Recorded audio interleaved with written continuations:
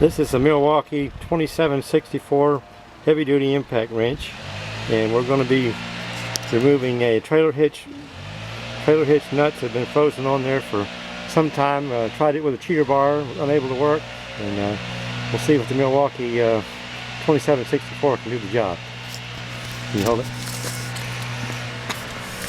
Yeah, what do I press to? It's its on, right? Okay.